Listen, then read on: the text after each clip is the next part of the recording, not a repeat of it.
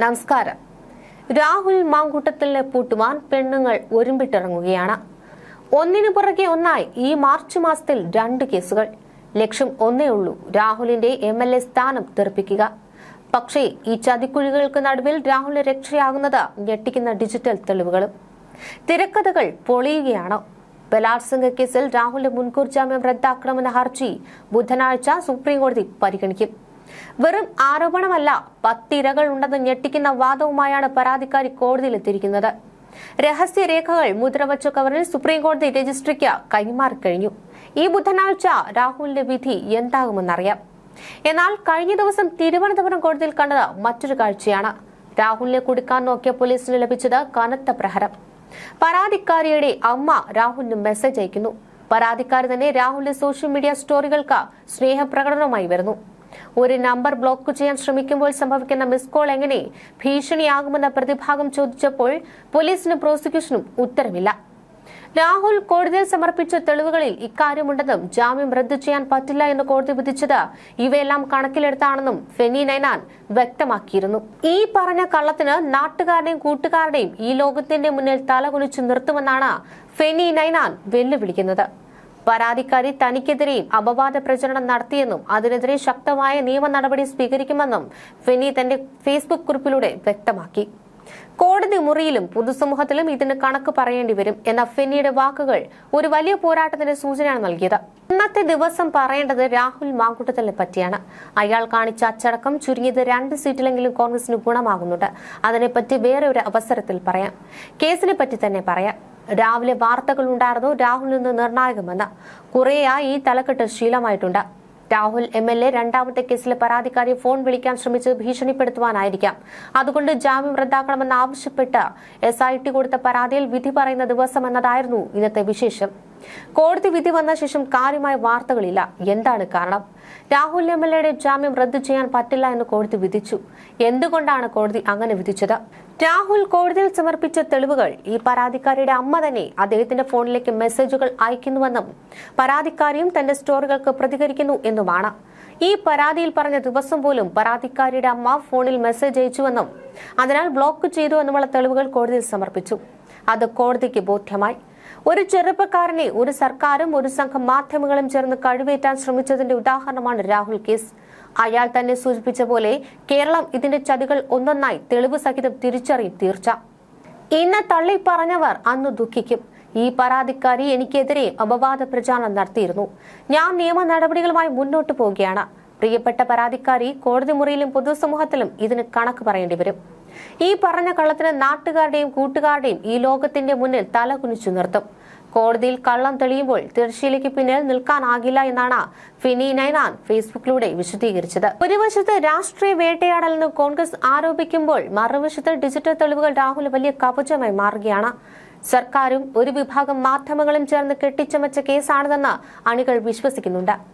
Case കോടതിയുടെ പരിഗണനയിലിരിക്കെ വരും ദിവസങ്ങളിൽ കൂടുതൽ ചതിക്കുഴികൾ പുറത്തുവരുമെന്നാണ് ഫെനി നൈനാൻ നൽകുന്ന സൂചന. MLA സ്ഥാനം തെറിപ്പിക്കാൻ തന്നെയാണ് പെണ്ണുങ്ങൾ ഒരുമിട്ടിറങ്ങുന്നത്. സുപ്രീം കോടതിയിൽ ബുധനാഴ്ച നിർണായക വിധി വരും. 4 പാടും ശത്രുക്കൾ വളയുമ്പോൾ രാഹുൽ മാങ്കൂട്ടത്തിൽ ഇതിനെ എങ്ങനെയായിരിക്കാം അതിജീവിക്കുക? രാഹുലിന്റെ പക്കലുള്ള ആ രഹസ്യ ആയുധങ്ങൾ എന്തൊക്കെയായിരിക്കും? തിരക്കഥകൾ പൊളിയുന്നത് ഇവിടെയാണ്. കഴിഞ്ഞ ദിവസം തിരുവനന്തപുരം കോടതിയിൽ കണ്ടത് അതിന്റെ ട്രെയിലർ മാത്രമാണ്. പരാതിക്കാരി തന്നെ ഇൻസ്റ്റാഗ്രാമിൽ സ്നേഹപ്രകടനം നടത്തുന്നു. അമ്മ നിരന്തരം മെസ്സേജുകൾ അയക്കുന്നു. പീഡനം ആരോപിക്കപ്പെട്ട കാലയളവിലും ശേഷവും തുടർന്ന ഈ സൗഹൃദം ബന്ധത്തിന്റെ തെളിവുകൾ കോടതിയിൽ നിർത്തിയാണ് രാഹുൽ ഓരോ പൂട്ടും പൊളിക്കുന്നത്. വെറും മിസ് കോളിന്റെ പേരിൽ ജാമ്യം റദ്ദാക്കാൻ നോക്കിയ പോലീസിന് ലഭിച്ച തിരിച്ചടി രാഹുലിന് വലിയ ആത്മവിശ്വാസമാണ് നൽകുന്നത്. രണ്ടാമതുള്ളത് നിയമപരമായി കരുത്താണ്. ബുധനാഴ്ച സുപ്രീം കോടതിയിൽ ജാമ്യം റദ്ദാക്കാനുള്ള ഹർജി വരുമ്പോൾ രാഹുൽ നേരിടാൻ പോകുന്നത് 10 ഇരകൾ എന്ന ആരോപണത്തെയാണ്.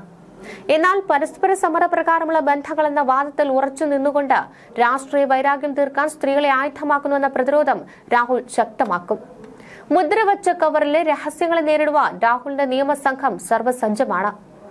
മൂന്നാമതായി പറഞ്ഞാൽ സുഹൃത്തുക്കളുടെയും അണികളുടെയും പിന്തുണ അദ്ദേഹത്തിനുണ്ട്. കള്ളം പറയുന്നവരെ ലോകത്തിന് മുന്നിൽ തല കുനിപ്പിക്കുമെന്ന് ഫെനി നൈനാൻ പ്രഖ്യാപിക്കുമ്പോൾ അത് രാഹുലിന് നൽകുന്ന ഊർജം ചെറുതല്ല. ഈ കേസ് രാഷ്ട്രീയ വേട്ടയാടലാണെന്ന് വിശ്വസിക്കുന്ന വലിയൊരു വിഭാഗം അണികൾ രാഹുലിന് പിന്നിലുണ്ട്.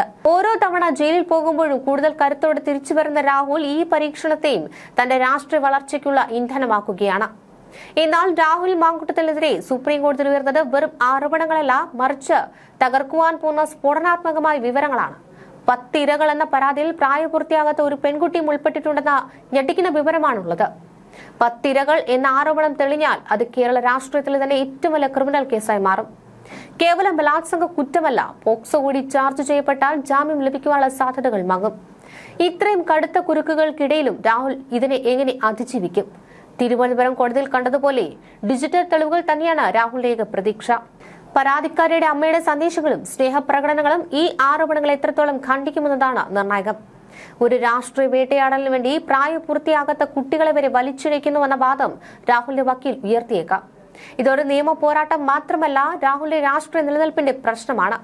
പോക്സോ കേസിൽ ശിക്ഷിക്കപ്പെട്ടാൽ MLA സ്ഥാനം നഷ്ടമാകുന്നത് ഉറപ്പ്. രാഹുലിനെ കുടുക്കുവാൻ പറഞ്ഞ തിരക്കഥയാണോ അതോ സത്യമാണോ എന്നൊക്കെ സുപ്രീം കോടതി ബുധനാഴ്ച തീരുമാനിക്കും. കള്ളം പറയുന്നവർക്ക് ലോകത്തിനു മുന്നിൽ തലകുനിക്കേണ്ടി വരുമെന്ന് ഫെനി നൈനാൻ പറയുമ്പോൾ ആ കള്ളം ആരുടേതാണെന്ന് കാത്തിരിക്കാം. സത്യം ചെരുപ്പിടുമ്പോഴേക്കും കള്ളം ലോകം ചുറ്റി വരുമെന്ന് പറയുന്നത് പോലെ രാഹുലിനെതിരെയുള്ള ആരോപണങ്ങൾ ഒന്നൊന്നായി പുകമറ പോലെ നീങ്ങുകയാണ്. പാലക്കാട്ടെ ജനങ്ങൾ നൽകിയ ആ വൻ ഭൂരിപക്ഷം രാഹുലിനുള്ള അംഗീകാരമായിരുന്നു കഴിഞ്ഞ ദിവസം കണ്ട കോടതി വിധി. രാഹുൽ മാങ്കൂട്ടത്തിൽ എന്ന രാഷ്ട്രീയ പോരാളിക്ക് ഇതൊരു വലിയ ഊർജ്ജമാണ്. MLAയുടെ മുൻകൂർ ജാമ്യം റദ്ദാക്കണമെന്നാവശ്യപ്പെട്ട പോലീസ് സമർപ്പിച്ച ഹർജിയാണ് കോടതി കഴിഞ്ഞ ദിവസം തള്ളിയത്. തിരുവനന്തപുരം 1ാം ക്ലാസ് ജുഡീഷ്യൽ മജിസ്ട്രേറ്റ് കോടതിയാണ് ഹർജി പരിഗണിച്ചത്. പരാതിക്കാരി നെടുമങ്ങാട് കോടതിയിൽ രഹസ്യമൊഴി നൽകിയതിന് പിന്നാലെ ഫെബ്രുവരി 17-ന് രാഹുൽ അവരെ വാട്സ്ആപ്പിൽ ബന്ധപ്പെടുവാൻ ശ്രമിച്ചുവെന്ന് ചൂണ്ടിക്കാട്ടിയാണ് പ്രത്യേക അന്വേഷണ സംഘം ജാമ്യം റദ്ദാക്കാൻ കോടതിയെ സമീപിച്ചത്. ജില്ലാ കോടതിയുടെ ജാമ്യ വ്യവസ്ഥ രാഹുൽ ലംഘിച്ചുവെന്നും പരാതിക്കാരെ സ്വാധീനിക്കാൻ ശ്രമിച്ചുവെന്നുമാണ് പ്രോസിക്യൂഷൻ വാദം. അതേസമയം പോലീസിന്റെ നീക്കം രാഷ്ട്രീയ പ്രേരിതമാണെന്നും പരാതിക്കാരിയെ ബന്ധപ്പെടുവാൻ രാഹുൽ ശ്രമിച്ചിട്ടില്ല എന്ന് പ്രതിഭാഗം വാദിച്ചു. അതിജീവിത അവരുടെ അമ്മയുടെ ഫോൺ നമ്പറിൽ നിന്ന് ഇങ്ങോട്ട് വിളിക്കുവാനാണ് ശ്രമിച്ചതെന്നും പ്രതിഭാഗം വാദിച്ചു. 2023-ൽ വിവാഹ വാഗ്ദാനം നൽകി രാഹുൽ ഹോം സ്റ്റേയിൽ എത്തിച്ച് ലൈംഗികമായി പീഡിപ്പിച്ചുവെന്നാണ് ആ പരാതി. വേട്ടയാടാൻ തുനിഞ്ഞിറങ്ങുന്നവർ ഒന്ന് ഓർക്കുക, രാഹുൽ മാങ്കൂട്ടത്തിൽ എന്നത് വെറുമൊരു പേരല്ല, അതൊരു രാഷ്ട്രീയ പോരാട്ടത്തിന്റെ അടയാളമാണ്. പാലക്കാട്ടെ ജനങ്ങൾ നെഞ്ചിലേറ്റിയ ആ പോരാളിയെ ചതിക്കുഴികളിൽ വീഴ്ത്താമെന്ന് കരുതിയവർക്ക് കഴിഞ്ഞ ദിവസം നൽകിയത് കനത്ത പ്രഹരമാണ്. ഇനി ബുധനാഴ്ച രാഹുലിനെ കാത്തിരിക്കുന്നത് എന്താണെന്നും രാഹുൽ ഇതിനെ എങ്ങനെ മറികടക്കുമെന്ന് കണ്ടറിയേണ്ടിയിരിക്കുന്നു.